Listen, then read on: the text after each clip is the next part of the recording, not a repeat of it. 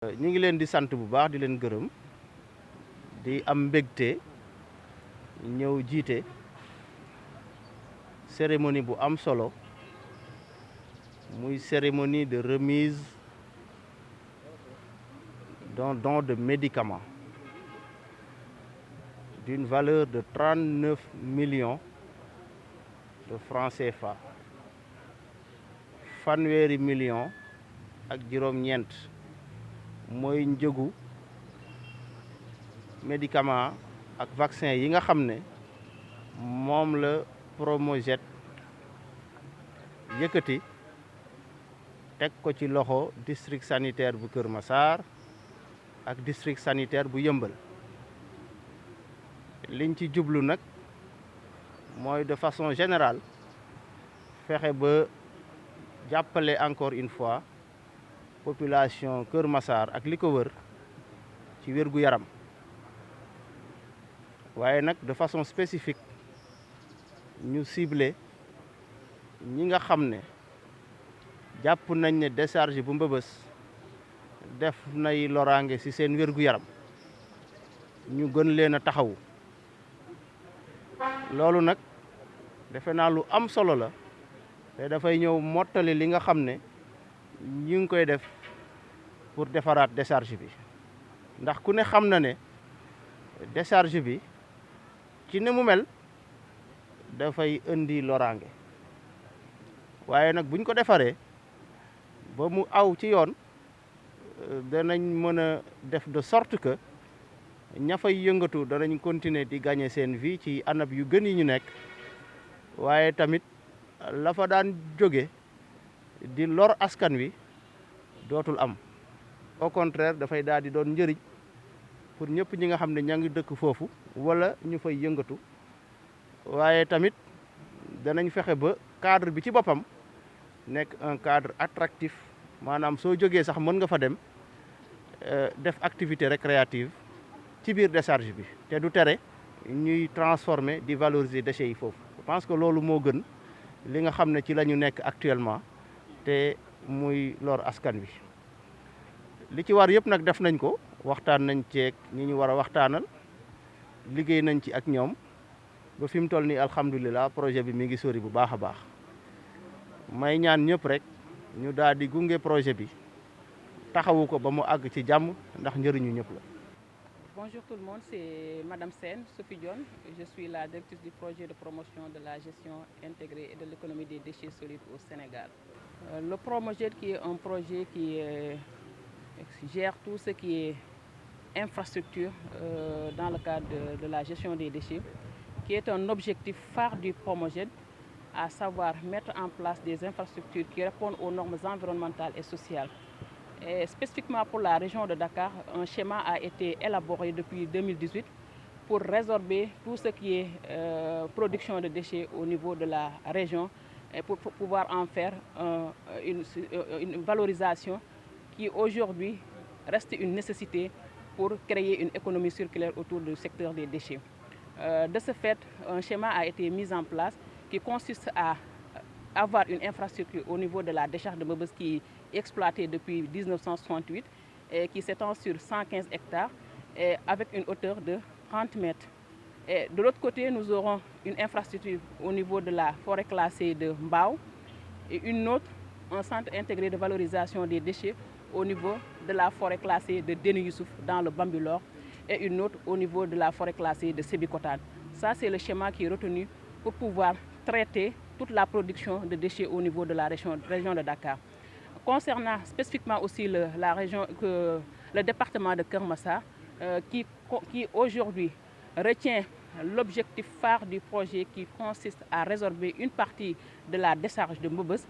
dont les travaux ont démarré avec l'appui des autorités administratives, mais aussi de toutes les parties prenantes au niveau de la zone. En dehors de ces activités de construction, de résorption, qui sont des activités nécessaires pour donner un autre visage à la région de Dakar, mais aussi revoir la gestion des déchets de manière globale dans la région, mais aussi cette décharge-là qui constitue un décor qui n'est pas bon à voir et qui constitue aussi un impact, qui cause un impact sanitaire négatif pour l'environnement, pour les populations, mais aussi pour l'ensemble des travailleurs qui fréquentent cette décharge-là. En dehors de cela aussi, il y a un appui social qui est mené au niveau du projet et en concertation avec les communautés suivant leurs besoins. C'est l'objet d'aujourd'hui, c'est l'objet de notre rencontre, de cette remise de médicaments dont lot de 39 millions, qui a été une demande du département que le projet vient de satisfaire. Et en dehors de ce lot de médicaments, il est prévu aussi d'accompagner les districts sanitaires en consultation gratuite au profit des populations, mais aussi en dotation d'une ambulance qui répond aux normes sanitaires internationales. Donc c'est un ensemble d'appuis que le projet fait là où il s'évolue. Donc en dehors de la zone de Keur Massar, les autres zones d'intervention du projet peuvent bénéficier de cet appui-là et d'autres appuis suivant les besoins exprimés par les populations. Nous sommes là jusqu'en juin 2026. Oui, on a fait la concertation avec le district sanitaire, les experts du domaine, qui ont exprimé des spécifications par rapport à la zone, parce que nous avons une décharge où on a des animaux comme les chiens errants et où aussi on peut avoir des serpents. Donc ce sont des vaccins qui sont un peu rares, mais qui ont été mis à disposition par le Promojet sur la demande des spécifications mises en place par le district sanitaire. Donc on vient de satisfaire à cette demande-là, qui est un vaccin très rare et qui peut être en rupture. Et je pense que c'est une bonne chose pour la communauté, c'est une bonne chose aussi pour le département de Keur Massar. ay rappelé tey mbégte laa am taxaw fii tey avec la population de Keur Massar di wax rek ñun projet Promojet moo ñu boole mu nekk projet boo xam ne état tabb na ko fii tey pour mu indi solution ci li ngeen di gis muy dépotoir à ciel ouvert yi nga xam ne mbalit mi mu ngi fiy jale mu doon décor boo xam ne neexut ci gis-gis, mais décor boo xam ne tamitam day am ay njeexital ci suñu wér-gu-yaram, day am njeexital ci ñi nga xam ne tey ñoo fay liggéey, mais day am njeexital ci alam bi. État ñëw nag ne lii il faut mu trouver ci solution. Projet bi nag mu ngi ci cette région ñu ngi koy wëyal, mais spécifiquement pour la région de Dakar nag daa am schéma boo xam ne dañ ko élaboré woon depuis 2018. ñu ne Dakar pratiquement 4 à 5 millions de personnes ñoo fi yeewoo, chaque jour lu ñuy produire ci mbalit day yokku. Décharge Mbeubeuss bi nga xam ne mooy concentré yëpp li nga xam ne produire nañ ko, décharge bi dafa commencé méngootul ak jamono, parce que dañuy tonni di sotti mu ngi ci 115 hectares et dem na aussi ba hauteur 30 mètres boo ci taxawee tey da ngay tiim dëkk bi. Léegi état ne nag lii mënatul a dem, il faut que région de Dakar tamit ñu xool nu ñuy def pour gérer seen mbalit. Schéma boobu nag lañ prévoir une partie de la décharge Mbeubeuss ñu defaraat xar kanam bi ba nit ñi mën faa dem di feexlu, mais à côté ñu def fa un centre de tri et de transfert bi nga xam ne mbalit bi bu fa ñëwee nañ ko mën a trier, li baax ñu jëriñoo ko, lu bon ñu xool nuñ koy traité ba dootul am lor ci wérgu yaram bi. Leneen tamitam nee nañ comme nit ñi dañoo bëri lu ñuy produire ci mbalit dafa bëri, benn centre du ko mën a gérer, du ko mën a attan. ci lañ ne aussi au niveau de la forêt classée de Mbao dinañ fa am beneen centre de tri et de transfert. Au niveau de la forêt classée de Déni Youssouf bu nekk ci Bambilor aussi dinañ ci am beneen centre bu gën a yaatu, mooy centre intégré de valorisation des déchets. Ñu demaat bu niveau de Sébikotane tamit defaat ba bu mel noonu ci 70 hectares au niveau de Sébikotane, 60 hectares au niveau de Déni Youssouf. Donc loolu mooy schéma bi nga xam ne état teg na ko pour lu nga xam ne mbalit bu ñuy produire au niveau de la région de Dakar ñu mun am infrastructure yoo xam ne dañoo méngoog jamono, nit ci dafa mën a dugg ci en sécurité, liggéey fa ngoon jot ñu dem ñibbi ci seen njaboot. Ñu traité mbalit mi tànn li nga xam ne nit mun na ko jëriñoo, ñu valoriser ko, li nga xam ne baaxatul ñu mun ko traité ba nga xam ne dootul am lor ci wérgu yaramu nit ñi ci alam bee ak alentour yi. Donc loolu mooy schéma boo xam ne état teg na ko, mais en dehors de loolu nga xam ne infrastructure la, projet bi tamit daa am loo xam ne da koy def ci communauté bi, da leen di accompagner, déglu leen, xam seen bëgg-bëgg wëy ci. Moo tax tey ñu ñëw fii tey indi leen lot de médicament boo xam ne montant bi tolloo na ci 39 millions, ñu jagleel ko district sanitaire bu Keur Massar ak bu Yeumbeul. En dehors de ça aussi am na loo xam ne ñoom waxoon nañ ko pour ñu defal leen ko, muy ambulance médicalisée, boobu tamitam ñu ngi ciy dox, ak leneen loo xam ne muy consultation gratuite yoo xam ne ñun tamitam pare nañ pour accompagner leen ci loolu. Muy doon pàcc boo xam ne tamit dafa bokk ci projet bi, accompagner population yi seen besoins yi, ñu taxaw ci tout en liggéey tout en faisant aussi li nga xam ne mooy suñu rôle, mooy def de sorte que mbalit dootul jale ci biir Sénégal donc loolu mooy suñu sas ñu ci woo ñëpp ku nekk na ci jàpp bu ñu defaraat suñu xar kanamu dëkk defaraat suñu mbalit mi nga xam ne mën na jur koom mais nit mën na cee liggéey ci condition yoo xam ne dina méngoog jamono dina méngoog dignité humaine dina méngoog wër-gu-yaram foofu population bi gis nañ leen ñu ngi génn di manifester parce que peut-être dañoo xamut li nga xamut nag day jafe nga nangul ko nit mais boo duggee ci zone yooyu tamitam li ngay fekk Mbëbës rek wala li ngay fekk ci yeneen dëkk yi ci biir Sénégal moom nga fay fekk maanaam mën nañoo xëy defar seen kër yi mais mbalit bi il faut ñu dem am fu ñu ko sotti donc solution boobu li ñu ne lu amoon Sindia ñu ne bëggatuñoo mu am ku nekk région bu nekk na jël mbalitam gérer ko boppam te gestion boobu nag na doon gestion boo xam ne day méngoog jamono parce que tonni mbalit bi dem jal ko loolu muy indi ay complications ci environnement bi di indi complication ci wér-gu-yaram bi loolu daa nekk époque boo xam ne dañ ko dépassé te da du jur koom problème rek lay jur léegi état bu ñëwee nag schéma de Dakar lu tax ñu def ko mooy Dakar ku nekk xam na ne Dakar problème foncier moo fa nekk 2018 bu ñu ñëwee dañoo ne comme région bu ne dañoo ne na gérer mbalitam nañ xool Dakar fan moo mën a am espace ñu dem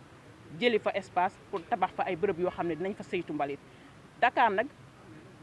forêt classée bi rek moo fi desoon comme espace forêt classée yi nga xam ne depuis 1940 1950 Déni Youssouf titre foncier état du Sénégal la état du Sénégal moo ko moom dénk ko waa Eaux et Forêts maanaam état moom suufam bëgg cee tabax infrastructure am te infrastructure bi bu ñu koy tabax aussi day répondre aux normes luy pollution dañuy def étude environnementale sociale en accord avec